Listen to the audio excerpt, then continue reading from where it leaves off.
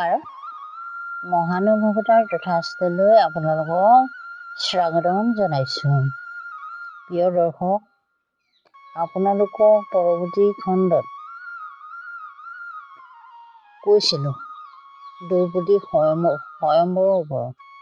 ইতিমধ্যে দ্ৰৌপদী স্বয়ম্বৰ হৈ গ'ল। হৈ যোৱাৰ পিছত যেতিয়া অৰ্জুনে দ্ৰৌপদীয়ে মাক থকা জেগালৈ দুয়োজনে গমন কৰিলে, তেতিয়া দ্ৰুপদ ৰজাৰ পুত্ৰ ধৃষ্টদ্যুম্নই তেওঁলোকৰ পাছে পাছে আহি আলেখ চাই আছিল। তেওঁলোক কলৈ আহিছে সেয়া চাই পাছে পাছে অনুকৰণ কৰি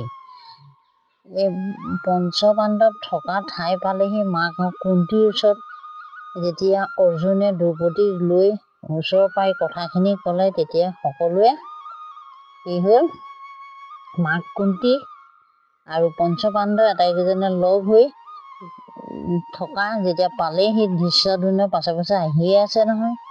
আহিলৈ তেওঁ আলেখ চাই মনতে ভাবিলে তেওঁলোকৰ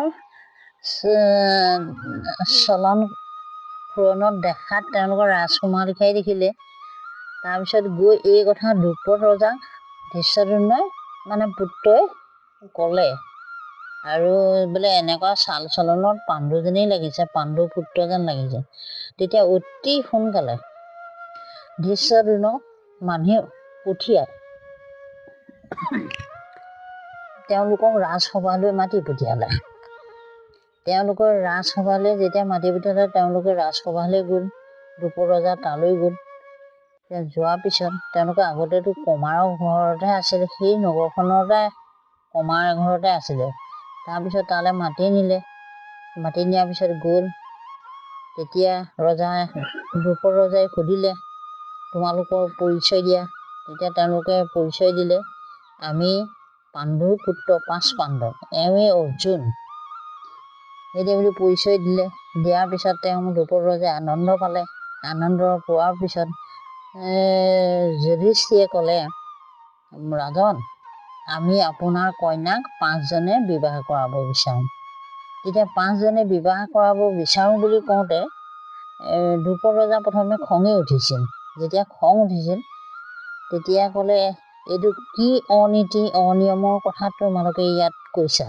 এইটোতো কোনোদিন নোহোৱা কথা। 5 জনে মোৰ কন্যাক কি বিয়া পাতিবা? এইটো সম্ভৱ হ'ব নেকি?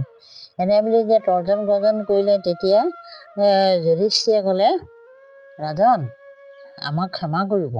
আমি যেতিয়া এই দুৰ্গম কষ্ট দিন কটাইছিলোঁ, তেতিয়া আমি মাতৃৰ বচনত প্ৰতিজ্ঞাবদ্ধ হৈ আছিলোঁ।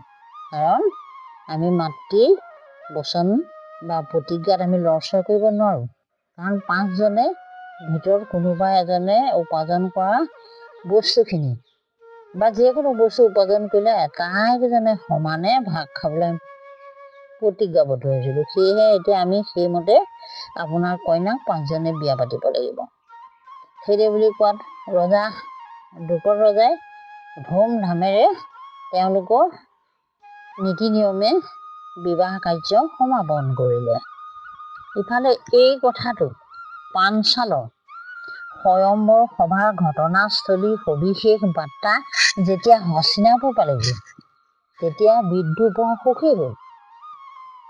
তেওঁ তৎক্ষণাৎ ধৃতৰাষ্ট্ৰৰ ওচৰ চাপি ক'লে, মহাৰাজ, আমাৰ ৰাজ পৰিয়াল এতিয়া আগতকৈ শক্তিশালী হ'ল। কাৰণ পাঞ্চাল ৰাজৰ দ্ৰুপদৰ কন্যা দ্ৰৌপদী আমাৰ কুলবোধ হৈছে।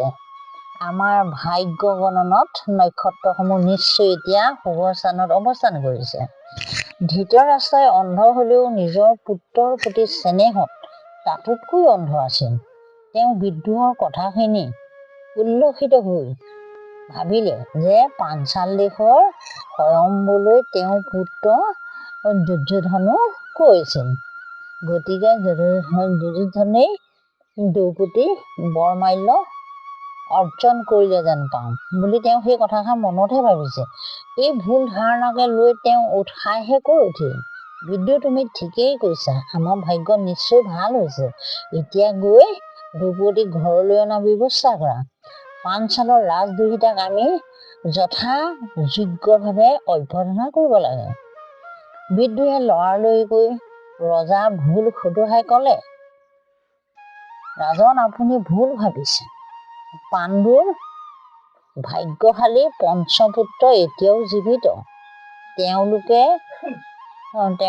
অৰ্জুনে দ্ৰুপদৰ জীয়াৰীক লাভ কৰিলে। তাৰপিছত শাস্ত্ৰৰ বিধি অনুযায়ী 5জন পাণ্ডৱে দ্ৰৌপদীক বিবাহ কৰিলে। এতিয়া তেওঁলোকৰ মাতৃ কুন্তী দেৱীৰ সৈতে তেওঁলোক দ্ৰৌপদ ৰজা অতিথিৰূপে সুখেৰে কাৰ্যনিৰ্বাহ কৰিছে। বিদুৰৰ মুখত এই কথা শুনি ধৃতৰাষ্ট্ৰই মনে মনে বৰ হতাশ হ'ল। যদিও বাহিৰত সেই ভাৱ নেদেখুৱাই কপট আনন্দ প্ৰকাশ কৰি ক'লে, আহ বিদুৰ, তুমি কি সুখৰ খবৰ শুনালা? আমাৰ প্ৰিয় পাণ্ডৱসকল এতিয়াও তেন্তে জীয়াই আছে। তেওঁলোকৰ মৃত্যু হোৱা বুলি আমি এনেই শোক কৰি আছিলোঁ। তোমাৰ মুখত এই বতৰা শুনি মোৰ অন্তৰ চিত্ত পলেপ পৰাৰ দৰে আনন্দ বোধ হৈছে। দ্ৰুপদ নন্দিনী তেন্তে আমাৰ কুলবধূ। আহ, বৰ সুখৰ কথা, বৰ আনন্দৰ কথা। তেওঁ ঈৰ্ষাভাৱে এই কথাখিনি বিদুৰক ক'লে। কাৰণ বিদুৰে যে পঞ্চপাণ্ডৱক বা পুত্ৰসকলক চেনেহ কৰে, সেইকাৰণে তেওঁ এনেদৰে বাহিৰত শোক প্ৰকাশ কৰি দেখুৱালে। ভিতৰি তেওঁ জ্বলি পৰি মৰিবলৈ ধৰিলে। ইফালে দুৰ্যোধনৰ ঈৰ্ষা আৰু হিংসা দুয়োটা শতগুণে বৃদ্ধি পালে। তেওঁ পৰম শত্ৰু বুলি ভবা পাণ্ডৱ কেনেকৈ যতুগৃহৰ পৰা সাৰি পলাই ইমান বছৰে ছদ্মবেশতে থাকিল। এতিয়া গৈ একেবাৰে মহাপৰাক্ৰমী পাঞ্চাল ৰাজৰ সৈতে কুটুম হৈ আগতকৈ বেছিহে শক্তিশালী হ'লগৈ। দুৰ্যোধন আৰু তেওঁৰ ভায়েক দুঃশাসন দুয়ো মোমায়েক শকুনিৰ ওচৰ পালেগৈ। শকুনিৰ ওচৰত গৈ তেওঁলোকে কি কৰিলে, ক'লে যে মামা, আমাৰ দশা অতি বেয়া। আমি আচলতে পুৰুষজনৰ ওপৰত নিৰ্ভৰ কৰিয়েই ঠগ খালোঁ। আমাৰ শত্ৰু পাণ্ডৱহঁত আচলতে আমাতকৈ বেছি বুদ্ধিমান। সিহঁতৰ প্ৰতি ভাগ্যত সুপ্ৰসন্ন যেন ধাৰণা হৈছে। এতিয়া ধৃষ্টদ্যুম্ন আৰু শিখণ্ডীৰ দৰে দুৰ্জয় বীৰ পাণ্ডৱৰ মৃত্যু হ'ল। এতিয়া আমি কি কৰোঁ? কৰ্ণ আৰু দুৰ্যোধন দুয়ো ধৃতৰাষ্ট্ৰৰ ওচৰ চাপিল। দুৰ্যোধনে ক'লে, পিতা, আপুনি বিদ্ৰোহৰ আগত কৈছিল আমাৰ দিন ভাললৈ আহিছে বুলি। এতিয়া পিছে কি হ'ল? আমাৰ পৰম শত্ৰু পাণ্ডৱসকল এতিয়া ইমান শক্তিশালী হৈছে যে তেওঁলোকে যিকোনো মুহূৰ্ততে আমাক নাশ কৰিব পাৰে। কিন্তু এইখিনিতে আপোনালোকে এটা কথা বিচাৰ কৰি চাওক, পাণ্ডৱসকলে তেওঁলোকৰ শত্ৰু বুলি ভবাই নাই। কাৰণ তেওঁলোকৰ শুদ্ধ অন্তৰেই আছিল। ধৃতৰাষ্ট্ৰৰ পুত্ৰগণেহে তেওঁলোকৰ শত্ৰু যেন ভাৱ ধাৰণা কৰিছে। এতিয়া ইয়াত পাণ্ডৱ পুত্ৰসকলে ধৰ্মৰ পক্ষতে আছে, কিন্তু দুৰ্যোধনৰ আৰু ধৃতৰাষ্ট্ৰৰ পুত্ৰগণেহে অসৎ পথত অধৰ্মত চলি তেওঁলোকৰ হিংসা পথলৈ টানি আনি আছে। আমি পাণ্ডৱহঁতক মাৰিবলৈ যি কৌশল কৰিছিলোঁ, সেই কৌশল নাখাটিল।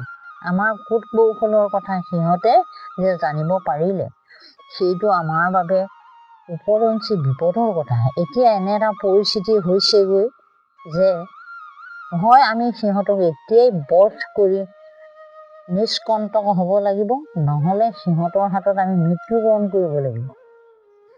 এনে অৱস্থাত আপোনাৰ কি পৰামৰ্শ আমাক ক'ব লাগে? ধৃতৰাষ্ট্ৰই তেতিয়া ক'লে, দুৰ্যোধন, তুমি যি কৈছা সেই কথা সত্য, কিন্তু আমি আমাৰ মনৰ কথা বিদ্ৰোহক জানিবলৈ দিয়াটো উচিত নহয়। সেইবাবে মই বিদ্ৰোহৰ আগত এইদৰে কৈছিলোঁ। এতিয়া আমিনো কি কৰিব পাৰোঁ? তোমালোকে সেই বিষয়ে অলপ ভাবি চিন্তি চোৱাগৈ বুলি ধৃতৰাষ্ট্ৰই তেতিয়া পঠিয়াই দিলে। প্ৰিয় দৰ্শক, আপোনালোকে এই কাহিনীটো আপোনালোকৰ মাজলৈ লৈ অনা এটাই উদ্দেশ্য আছে মোৰ, আমাৰ যাতে সমাজত আৰু এখন দ্বিতীয় মহাযুদ্ধ হ'ব নালাগে। ধৰ্ম কোনটো, অধৰ্ম কোনটো, সেই পথটো আপোনালোকে চালি জাৰি চাই ককাই ভাইৰ মাজত মিলাৰ প্ৰীতিৰে থাকিবলৈ যত্ন কৰিব। প্ৰিয় দৰ্শক, আপোনালোকে কাহিনীটো প্ৰথমৰ পৰা শেষলৈকে চাব। আৰু এইটো ধৰ্মৰ ওপৰতে কোৱা হৈছে। ই এখন পঞ্চম বেদ। সেয়েহে আপোনালোকে চেনেলটো ছাবস্ক্ৰাইব কৰিবলৈ নাপাহৰিব। লগতে বন্ধুবৰ্গৰ লগত শ্বেয়াৰো কৰিব। আৰু কমেণ্ট বক্সত আপোনালোকে জয় শ্ৰীকৃষ্ণ বুলি লিখিবলৈ নাপাহৰিব। কাৰণ এয়া ভগৱান ধৰ্ম আৰু অধৰ্মৰ ওপৰত কথাখিনি কোৱা হৈছে। আমাৰ সমাজত প্ৰতি ঘৰৰ মানুহতে এজন মূৰ্খ ধৃতৰাষ্ট্ৰ আছেই। আপোনাৰ পৰিয়ালত আছে, মোৰ পৰিয়ালত আছে, জাতি উপজাতি সকলো মানুহৰ ঘৰত এজন এনেকুৱা মূৰ্খ ধৃতৰাষ্ট্ৰ সন্তান জন্ম হয়েই। সেয়েহে আপোনালোকে যাতে এই ধৃতৰাষ্ট্ৰজন কোন আপোনালোকে চিনি ল'বলৈ চেষ্টা কৰক। ধৃতৰাষ্ট্ৰৰ পুত্ৰগণ ইমান অসৎ, দুৰ্নীতি হোৱা কাৰণ মূলতে পিতৃ আৰু মাতৃ।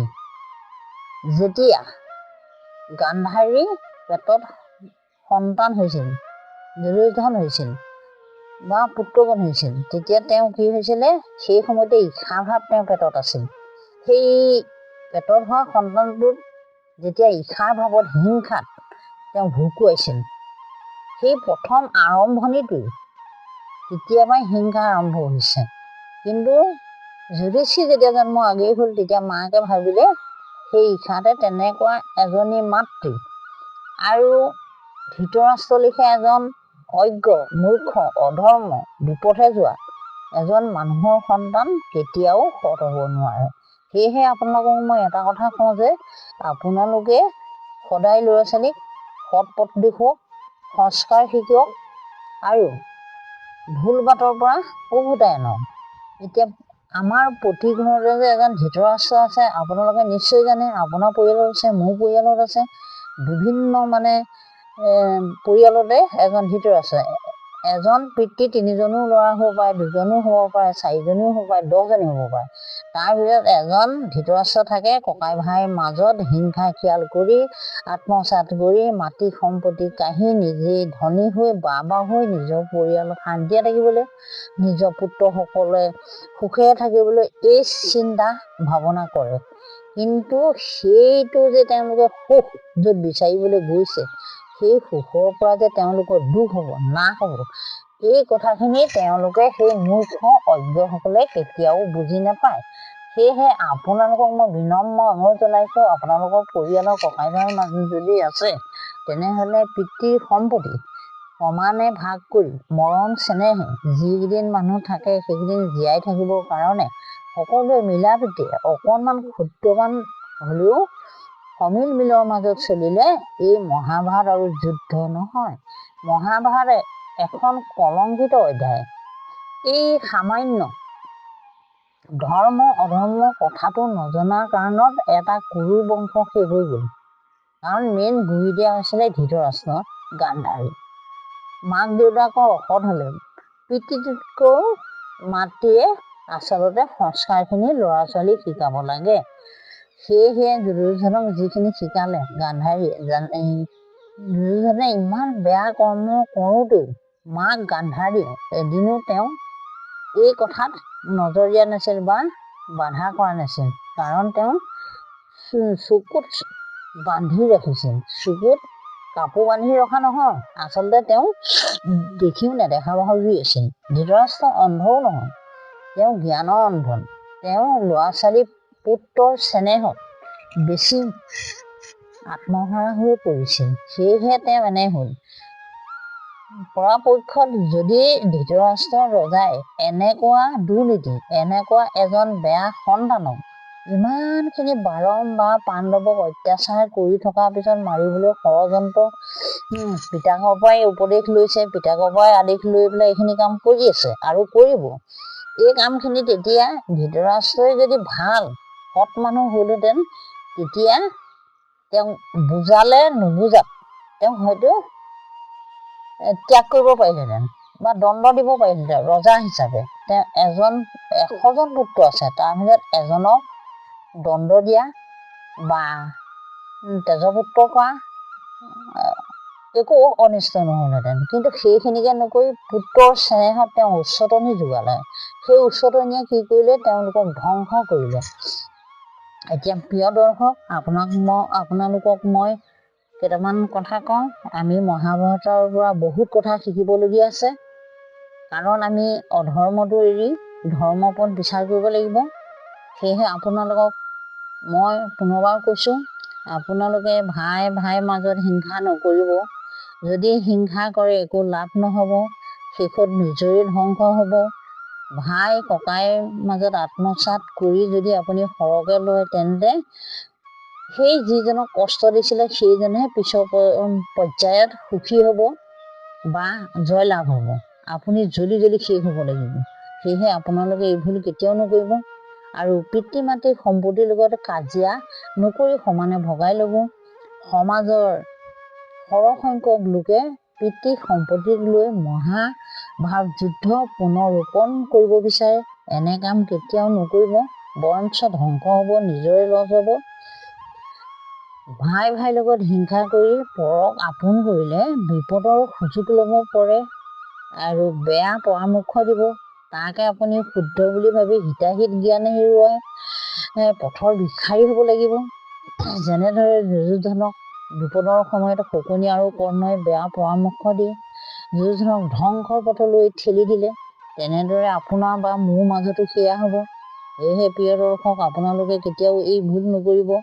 আমি প্ৰতিটো মুহূৰ্তত ধৰ্ম অধৰ্ম কোনখিনি কথা আমি সেইখিনি চালি জোকাৰি সকলো চাই ল'ব লাগিব। ধৰ্মপথত থাকিলে আপুনি সদায় জয় হ'ব। পিতৃ সম্পত্তি নাপালেও আপুনি ভাড়াঘৰত থাকিলেও আপোনাৰ যদি সত্যত থাকে, নিশ্চয় আপুনি এদিন উন্নতিৰ পথত আগবাঢ়িব পাৰিব, সুখে শান্তিয়ে ভৰি পৰিব। সেয়েহে পিতৃ মাতৃক অনাদৰ কেতিয়াও নকৰিব। তেনে কৰিলে আপোনাৰো তেনে পুত্ৰ বোৱাৰী হ'ব, তেওঁলোকে কৰিব। এনেদৰে এই চলি আহিব। কিন্তু এই ভুল কেতিয়াও ক্ষমনীয় নহয় বা ঈশ্বৰে ক্ষমা নকৰে। সেয়েহে প্ৰিয় দৰ্শক, আপোনালোকক মহাভাৰতৰ যোগে মই আপোনালোকক এইখিনি কথা ক'লোঁ। আপোনালোকে ভালদৰে মন দি শুনিব, চাব আৰু পিছৰ পৰ্যায়ত মই আপোনালোকলৈ আৰু এক নতুন খণ্ড লৈ আহিম। আজি মই আপোনালোকৰ ওচৰৰ পৰা ইমানকে কৈ মই বিদায় লৈছোঁ। সেয়েহে প্ৰিয় দৰ্শক, আপোনালোক য'তে আছে শান্তিৰে থওক, সুখেৰে থওক, তাৰ কামনাৰে আজি খণ্ডটো মই ইমানতে সামৰণি মাৰিছোঁ। ধন্যবাদ।